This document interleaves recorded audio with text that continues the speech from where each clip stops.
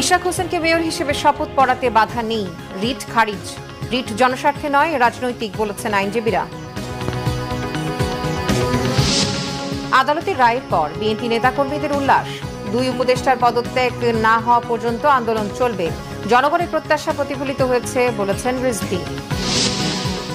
ঢাকা বিশ্ববিদ্যালয়ের শিক্ষার্থী সাম্য হত্যার বিচার দাবিতে শাহবাগ ইন্টারকন্টিনেন্টাল মোড় অবরোধ করেছে ছাত্রদল। যান চলাচল বন্ধ, অসহনীয় ভোগান্তি। বাংলাদেশের জনগণের মৌলিক স্বাধীনতা ক্ষুণ্ণ করেছে অন্তর্বর্তীকালীন সরকার, দাবি হিউম্যান রাইটস ওয়াচের।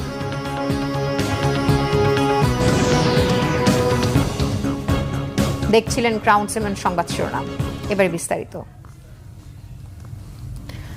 বিএনপি নেতা ইশরাক হোসেনকে ঢাকা দক্ষিণ সিটি কর্পোরেশনের মেয়র হিসেবে শপথ না পড়ানোর নির্দেশনা চেয়ে দায়ের করা রিট খারিজ করেছে হাইকোর্ট। এই আদেশের ফলে মেয়র